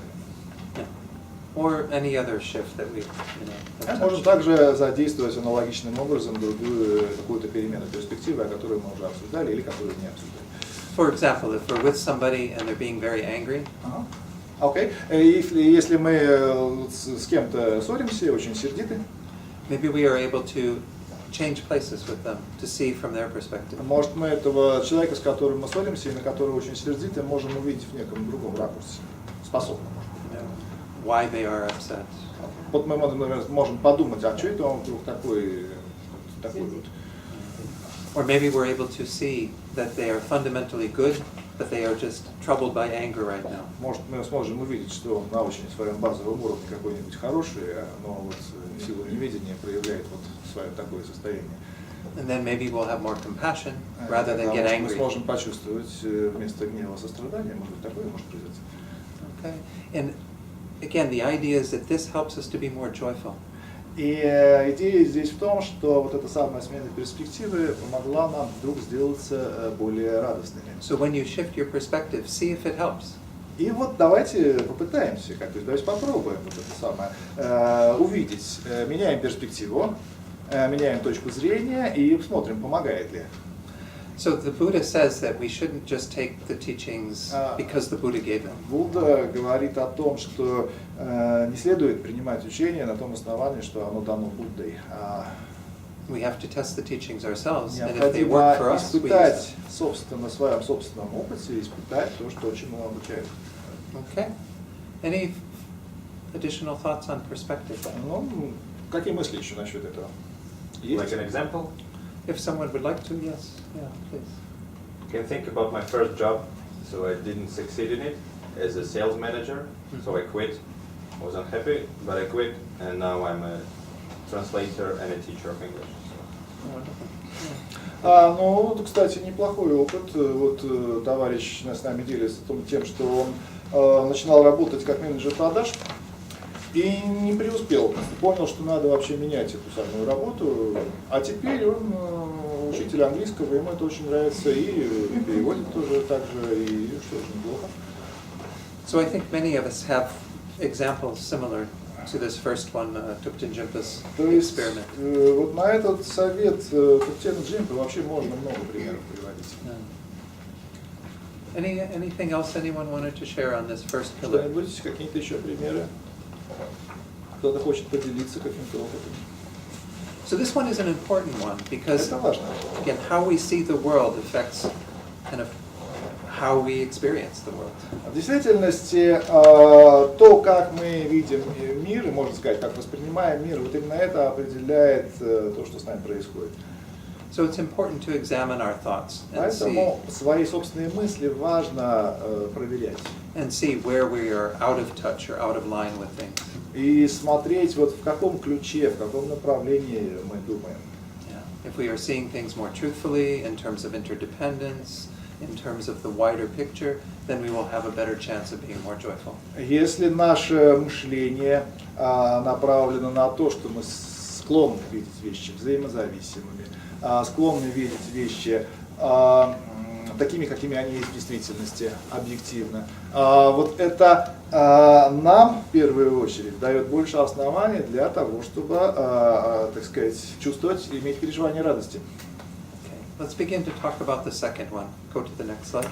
Поговорим теперь о втором. Second pillar, yes? Cartoon. Okay. Second pillar. Это здесь скромность. Уменьшение чувства собственной важности и признание того, насколько мы нуждаемся в других. Okay. So the cartoon kind of shows the wrong view of humility and the right view. Итак, возможно, верное и неверное прочтение, верное и неверное понимание того, что подразумевается вот под этой самой скромностью. Итак, первый слайд слева, left is wrong, yes, иллюстрирует нам о том, что такое неверное понимание скромности. Значит, первое, скромность это не что-то такое, это не уменьшение мышления, направленного на себя. Так, значит, никто меня не любит, я недостоин чьей-то любви, и все остальные лучше, чем я. То есть это такая очень заниженная самооценка. Вот это то, что называется ложной скромностью. Никому я не нравлюсь, никто меня не любит, я вообще ничего не стою, а все остальные вообще нормальные люди, а я вот вообще понять, что. Вот это вот ложная скромность. Да? И верная скромность – это о действительности думать о себе поменьше. Значит, могу я быть чем-то вам полезен? Ну, вот такой вот, скажем так, кодекс. That one translate okay? Yeah. All right, we can go to the next slide. I'm Пойдем дальше. going to have you read 2 slides, okay? Oh, no, go back one. Итак, Далай-лама и епископ настаивают на том оба, что скромность является совершенно необходимой, то есть лежит в самой основе для любой радости, любой возможности радости. Когда у нас есть более широкая перспектива, когда у нас есть естественное понимание больше, так сказать, более нашего места в более широкой, более длительной, так сказать, перспективе, чем оно было и чем будет. То есть вот для любого этого самого смены шифтинга, о котором мы говорили, смены перспективы, скромность является совершенно необходимым качеством. Верное понимание скромности. Это естественно, вот эта самая смена перспективы естественным образом ведет к скромности и понимание того, что люди, как люди, будучи людьми, мы не можем взять все или контролировать все аспекты своей жизни. Нам для этого нужны также другие люди. То есть мы зависим от других в своей жизни. So with this shift in perspective, they're saying, we begin to see our role in the world. Когда мы меняем верным образом, правильно меняем свою перспективу, свое видение, мы лучше понимаем свое место в этом мире. And it doesn't then reinforce the idea that we are the center of the world. И мы естественным образом смещаемся, уходим от этой идеи, что я являюсь центром чьей-то вселенной. You know, instead it should help us to be more humble, to have А вот greater это вот humility. смещение точки вселенной самого себя любимого, оно естественным образом заставляет нас меньше внимания уделять на себя именно направлять. We see how much we depend То есть upon мы others. начинаем видеть, насколько мы зависимы, являемся зависимым человеком, зависимым существом от других. So, a few topics I want to talk about in regard to this И в are, связи с этим несколько вопросов можно обсудить. first of all, to understand this idea of what it means to be genuinely humble, like have genuine В humility. первую очередь это смысл, тот смысл, который вкладывается в подлинную скромность. Что на самом деле означает быть по-настоящему скромным? And also to see the opposite of humility, which is pride. А также увидеть, что такое на самом деле противоположное качеству скромности, а именно гордыня. And then lastly, to talk about how we make sure that we don't put ourselves down when we're humble, like in the cartoon. И вот как на этой самой картинке, которую мы только что посмотрели, как удостовериться в том, что мы следуем верной скромности, а не ложной скромности. So go forward a number of slides. I'll tell you when. Вперед, пожалуйста.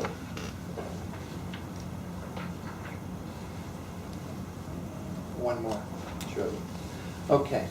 So this is actually maybe go one more after that. Давайте еще один вперед. This is the verse that is in your practice instruction. Это из Ладжон Дагиши Ландри Тампан. And it's Здесь переведено. right Которое down на there. копии. Шиловик? Yeah. Okay. Я прочитаю, хотя у всех есть. Когда вы находитесь в компании других, вспомните строфу 2 из 8 строф тренировки ума. Когда бы ни был я с другими, пусть буду среди них я ниже всех, другие же пусть будут непритворно дороже мне и выше, чем я сам. So when people first read this, sometimes they might think that this means putting oneself down. Вот некоторым людям кажется, некоторые люди, когда сталкиваются с посланием этих строк, они начинают думать, что здесь говорится о том, чтобы принизить себя. But actually it's to help us to understand and appreciate the value of others. На самом деле здесь речь идет о том, чтобы понять и оценить, насколько мы зависим от других. We live most of our lives with a lot of self-centeredness.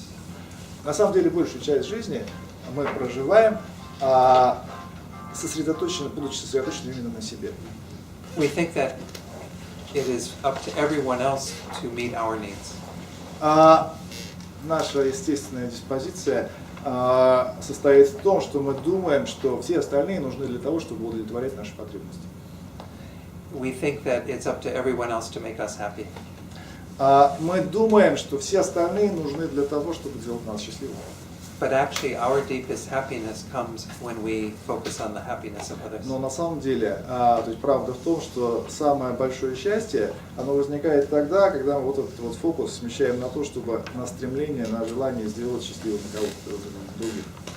So this is the idea that our greatest well-being comes from being of service to others.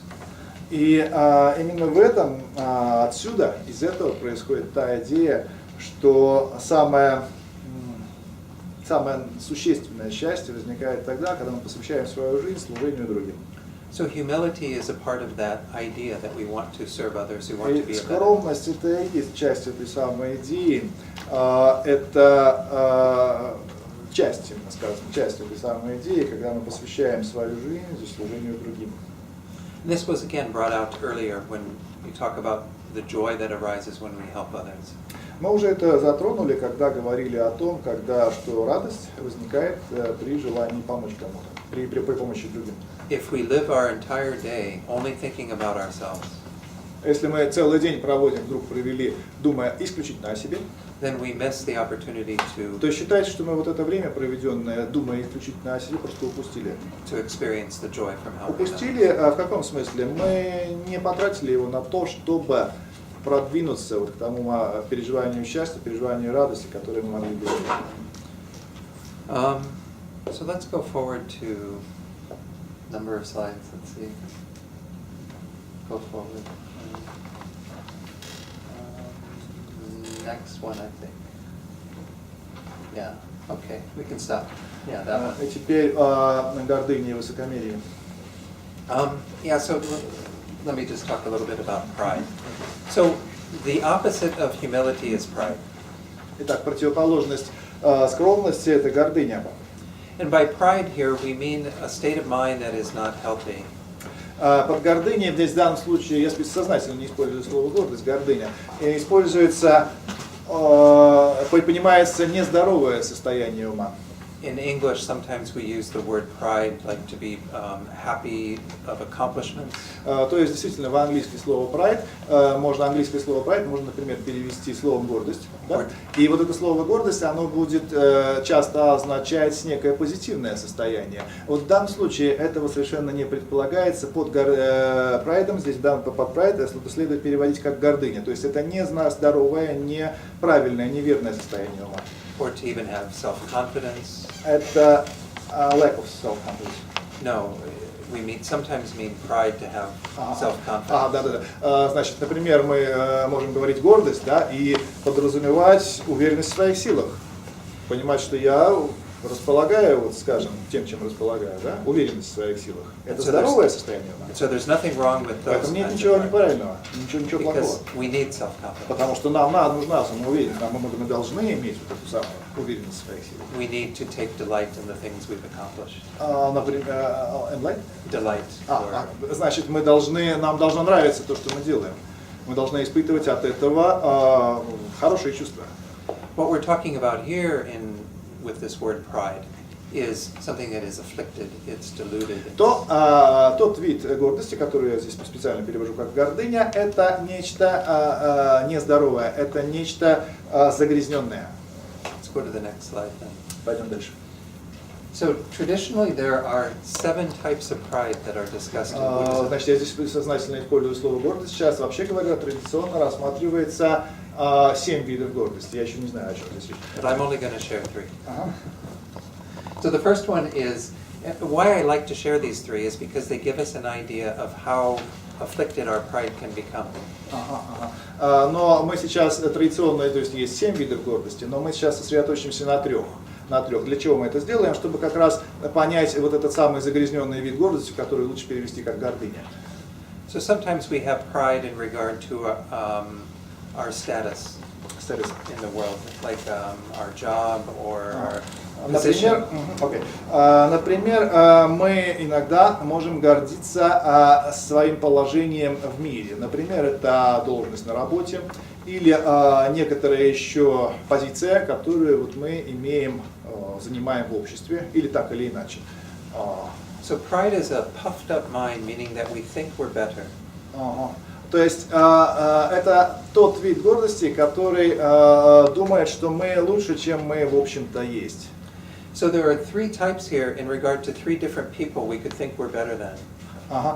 Итак, вот здесь три вида перечислено. Это, соответственно, three kinds of people that we are comparing ourselves to. Это, соответственно, трем видам людей, с которыми мы сравниваем самих себя. So in the first case, в первом случае, what's just simply called pride is thinking that one is superior to lower persons. В первом случае мы думаем, обозначено просто как гордость или гордыня, там не знаю даже, но скажем, мы думаем, что мы лучше, чем кто-то. So again, admittedly, lower persons is subjective. То есть, естественным образом, вот это самый другой, с кем мы себя сравниваем, он таким образом становится естественным образом ниже или там хуже. Because someone might actually be much more knowledgeable in other areas than us. Но если некто является, скажем так, более знающим, more successful, или более успешным, то это получается, то есть несоответствие. But in the first case, we're looking at someone who we see as lower, and we feel we're better. Так, в первом случае нам для того, чтобы испытывать вот эту самую гордость, нам необходимо иметь кого-то, кто хуже, да? То есть как-то хуже, ниже, менее знающий, менее способный. И тогда мы смотрим на него и, скажем, думаем, что я-то лучше. In the second case, it's called excessive pride. Второй вид гордости или гордыни – это чрезмерная гордость. And here we're dealing with someone who is equal. И здесь мы для того, чтобы испытывать такую гордость, должны сравнить себя с тем человеком, который нам равен, которому мы равны, скажем так, по положению. But we think we're better. То есть мы на самом-то деле он равный нам человек, а вот эта самая гордость и гордыня, она думает, что на самом деле мы выше, мы лучше. Then the third one is called pride beyond pride. А третье это вообще гордость за пределами даже гордости. Это когда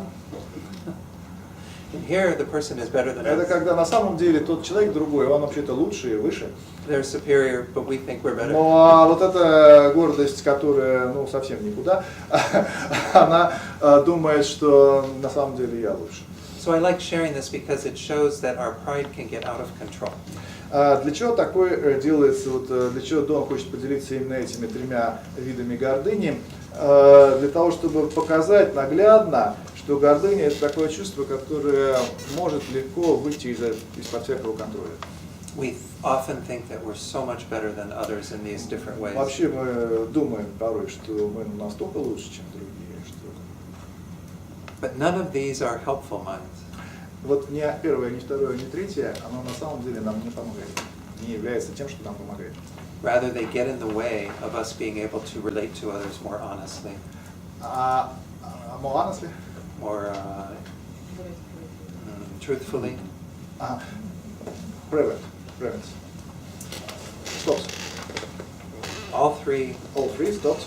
All three stop us from being able to relate to others more truthfully. Вот эти все три вида гордыни, они блокируют нашу способность быть с другими людьми искренними, быть с другими людьми правдивыми. Because again, we often think of ourselves only in regard to a particular element, like we were saying, only in regard to our status or position. And we don't know everything about the other person. They could be greatly superior to us. Почему так? Потому что вот если мы думаем о каком-то другом через призму вот одного из этих вот трех видов гордости, гордыни, то естественным образом направленность нашей мысли на том, что мы лучше. И нам уже дальше не интересно про этого человека ничего. То есть мы думаем о том, что мы лучше, чем другие. Вот это вот действительно смысл нашего мышления становится. А то, что происходит там, на самом деле, и что это за человек, нам, в общем-то, не интересно. And the biggest problem then is that we don't learn from others. И самая большая проблема, что мы утрачиваем всякую способность учиться у этого другого человека. Everyone has something they can teach us. А на самом-то деле правда в том, что каждый человек имеет что-то такое, чему мог бы нас научить. So if we think we are better than others, Но we если мы don't, думаем, что мы лучше, чем этот другой человек, то все в чем нас учиться? Зачем? then we don't learn from them. И мы не будем этого делать. We hold them to be inferior. Мы считаем их ниже себя. Okay. So pride is a very destructive mind. Поэтому это очень деструктивная, разрушительная эмоция. In Tibet, they say that we don't want to be like the mountaintops. Тибетцы говорят, тибетская пословица о том, что не стоит стремиться быть вершиной горы. Rather, we want to be like the Лучше valley. быть долиной. Because where does the rain go? Потому что на вершине нету дождя. Up here on the mountaintops, there's nothing growing. И там ничего не растет, никаких растений. Down in the valley, it's А very, в very долине вот lush. там есть и дождь, там все плодородно. So all the water flows down. И вся вода стекает в долину. So if we hold ourselves in that position, И если мы будем стремиться жить в долине, then we benefit from whoever we. тогда всю пользу отовсюду мы будем получать. So this is how we have to look at the opposite, being up on the mountain. Вот это вот то мышление, которое противостоит этой самой дурной гордыне, дурной гордости. And then understand that the best way То for us есть to мы be is понимаем, down как here. жить лучше. Жить лучше надо так, чтобы знать свое место. А место наше в долине. Тогда от этого будет польза. Does this make some sense? Вот это имеет смысл. Как вы думаете? Any comments? Комментарии есть? Ну, тогда такой вопрос. Если взять каких-нибудь ученых, например, математик какой-нибудь сидит там, доказал теорему Ферма, ему абсолютно фиолетово на всех окружающих, так сказать, поэтому он испытывает счастье и гордость от того, что он такой, там, хоть физик, который там теорию струн, там что-то создал. Если Стивен Хокинг взять, Да. он же не думал, что он умнее всех. Ну, всякие бывают, так сказать, и математики, и физики, да, там, какую-нибудь ядерную бомбу изобрел новую, замечательную, так сказать, которая полчеловечества разнесет, так сказать, вот он счастлив от этого, так сказать, сделал такое открытие, да. И вообще тогда всякие Нобелевские премии, это большое зло тогда по жизни, так сказать, поскольку гордыню, так сказать, людей воспитывают, вот, как бы. Как в этом случае? Как в этом случае быть кому? Нам или... Не, как понимать вот эту ситуацию, так сказать, допустим. Вот математик, он что сделал, так сказать, вот, он счастлив от этого, да. There are a lot of famous or really clever or whatever people who have a great, who did great things or who do great things, like they can be great mathematic scientists, yes, or physicians, and whatever. And they can prove some kind of theory or build some theory and so on. And this kind of person can think about himself that he is really great, clever. Что? Ну и всякие там эти Нобелевские премии, там, которые как бы гордыню тоже воспитывают. То есть много, так сказать, методов поощрения, скажем, и увеличения гордыни среди ученых есть. Вот. Там научные исследования, степени всякие. Да, то есть вот является ли это негативным, так сказать. Well, if one can still receive the Nobel Prize with humility, yes? Можно получать Нобелевскую премию и быть при этом скромным. Because we're not saying that people can't be recognized for outstanding achievement. То есть здесь нет ничего такого, конечно, неверного в том, что если выдающие достижения как-то отмечаются, вот в этой самой, так сказать, ну вот в этом акте выказывания уважения или, там, скажем, премии, вручения премии, ничего неправильного нет, потому что если кто-то что-то сделал, почему бы, так сказать... Нобелевская премия подчеркивает уникальность открытия, а не уникальность личности. And often when people receive some acknowledgement, some award, they thank many other people that they know were involved in helping them to do that. И часто на самом деле, что многие вот лауреаты, когда получают призы, те или иные премии, награды, они вообще говорят о том, что это вот достижение не было бы возможно без участия коллектива и там и так далее, и так далее. То есть это принятая практика на самом деле. Humility is, again, thinking of others. making sure that we acknowledge Вот others. это вот как бы считается, вообще говоря, хорошим тоном, потому что вот такой вид скромности, он вполне уместен в данном случае. Ну вот, не знаю, Алферов даже, нашему бизнес-институту, он там. Is it okay? Okay. Any other comments or questions? Еще комментарии? We're getting close to lunchtime. Lunchtime. Not quite. Let me just talk about one more thing. Okay. Еще одну вещь обсудим. Go to the next slide. Пожалуйста, следующий слайд.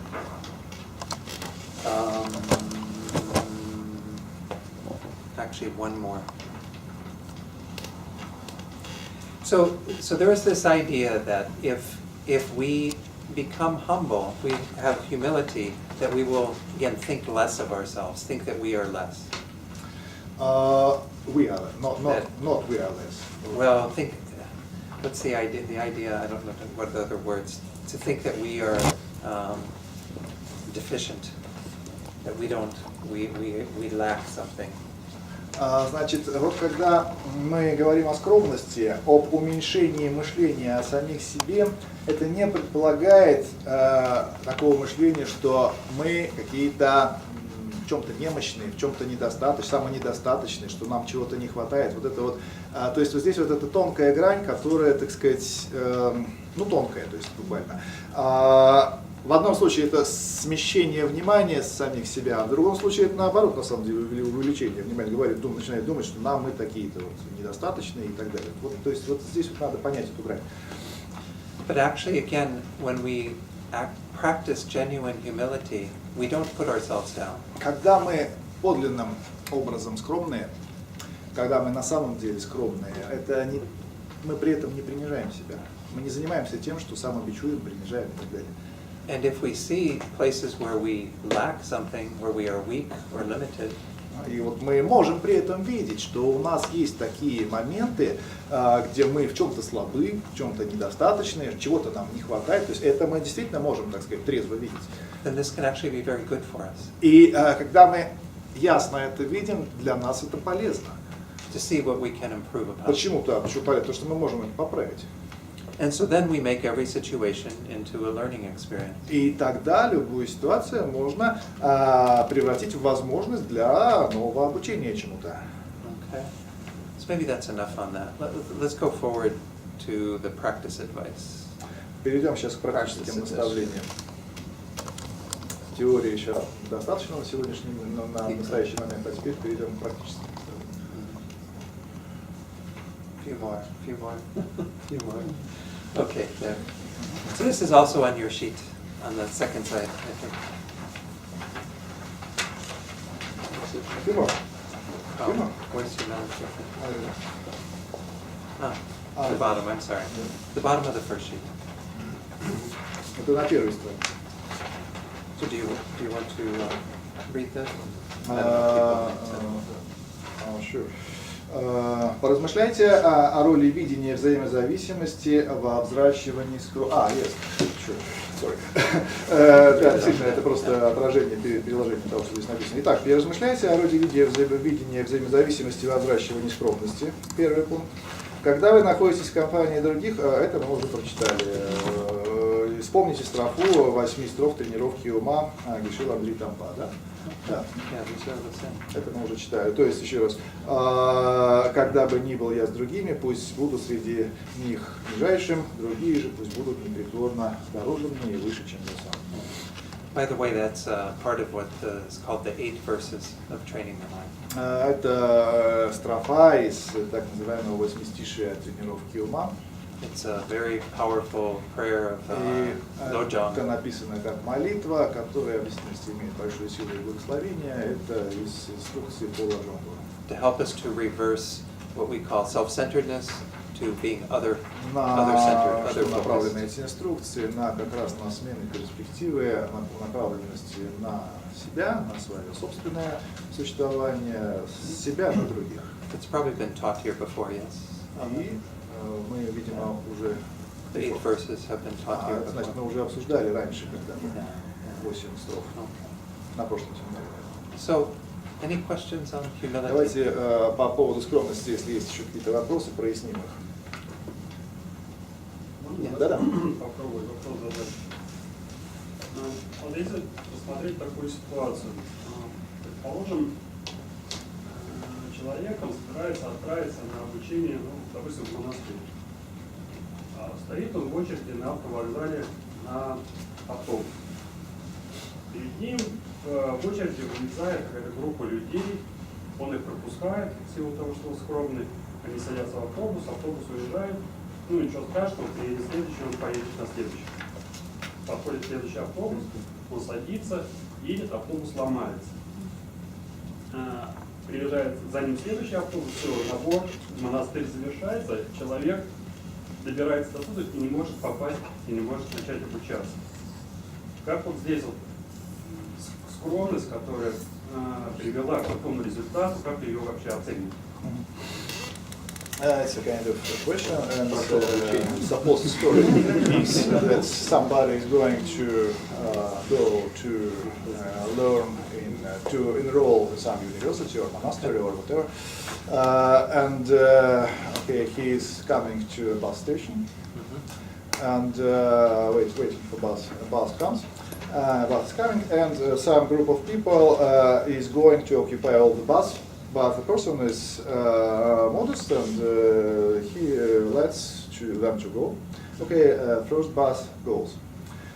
Then second bus comes and he takes this bus and the bus breaks on the way. So he has to wait the third bus.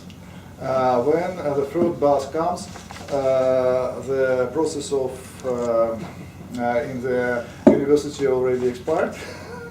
Closed, the year is closed, and so the person has to wait for next year.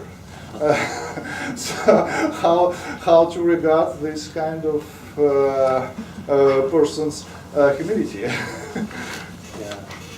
I think there are challenges to practicing humility. Yes.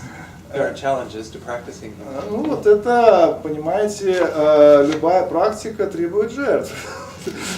И если человек взялся практиковать скромность, иногда он может в чем-то и претерпеть, так сказать. But the idea is that if we can be happy for others' happiness, then we can generate joy from that. Но какова все-таки идея изначально вот этой самой практики? Если мы можем радоваться, когда другим что-то удается, когда у других что-то получилось, вот тогда мы можем практиковать эту самую вид скромности, которая здоровый вид скромности.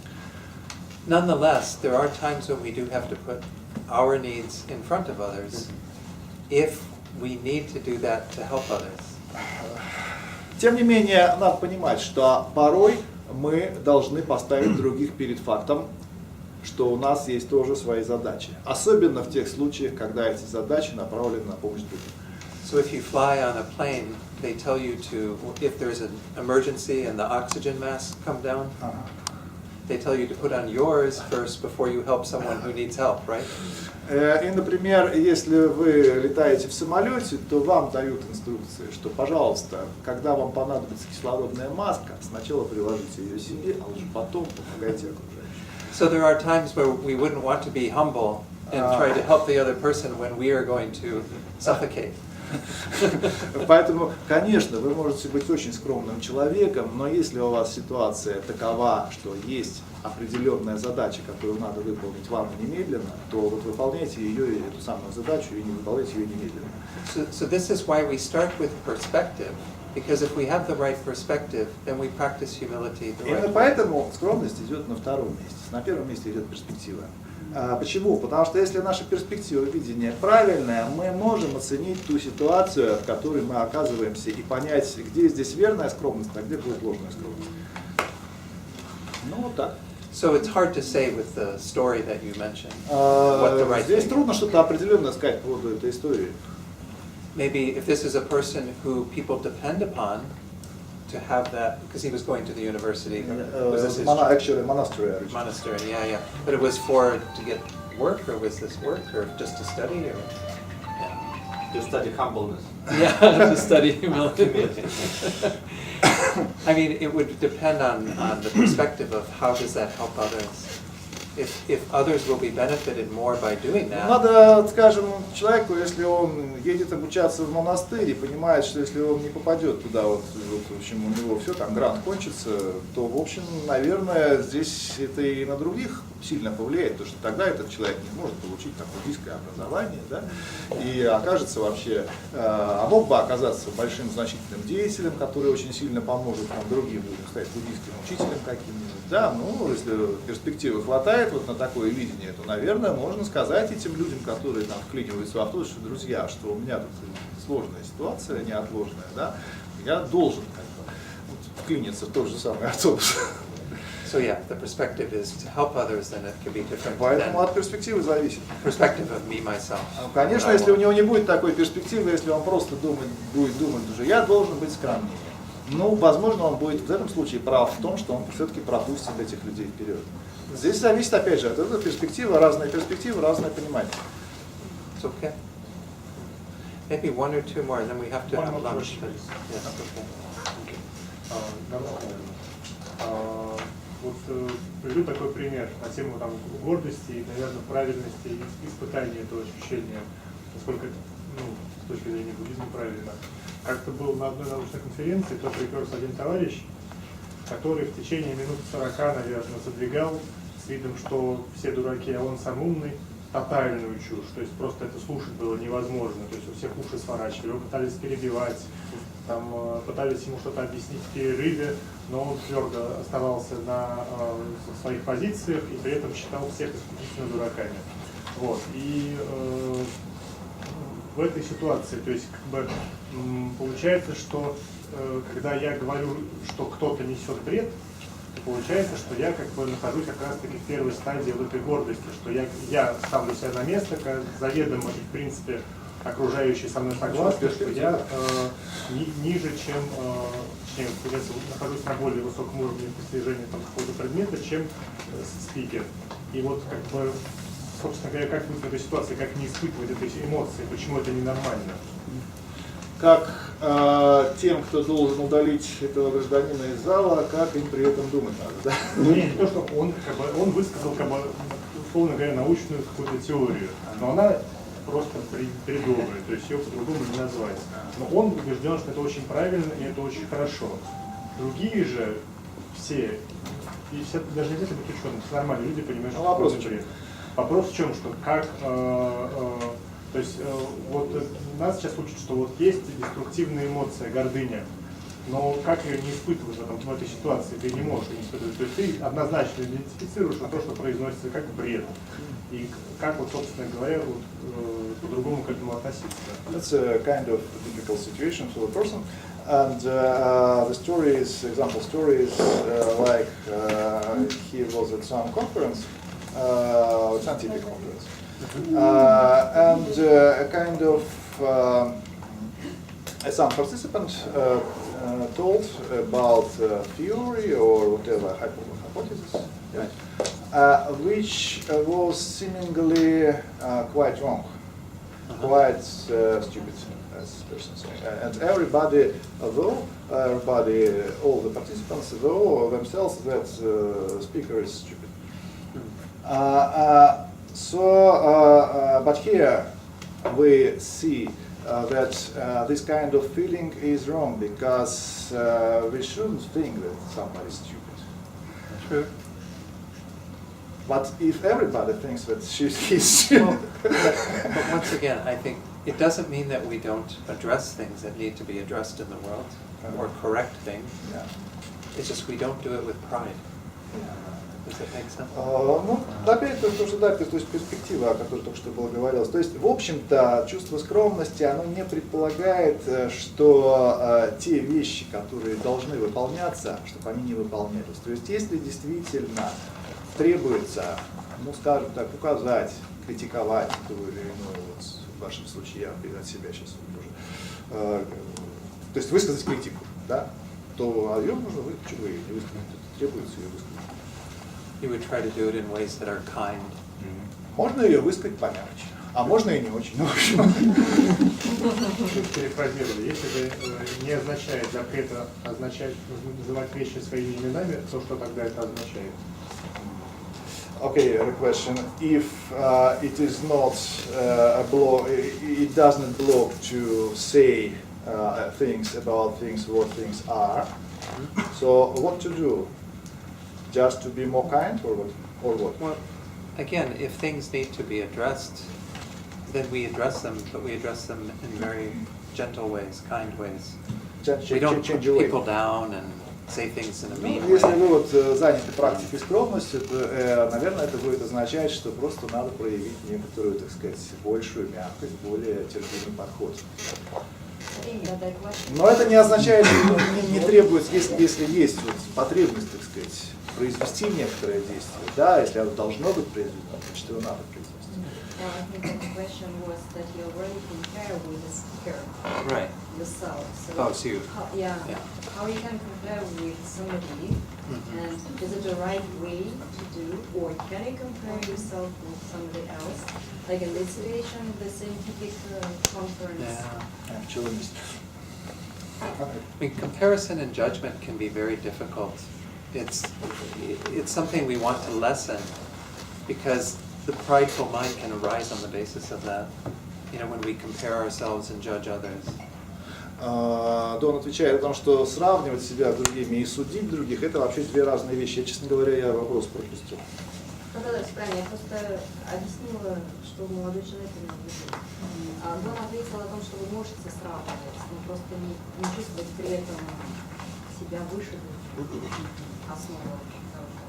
Нет, но ученые могут считать, что действительно он там говорит полную чушь, допустим. Да, такое, в принципе, бывает и часто. We should probably go to lunch, right? Yeah. Are you coming?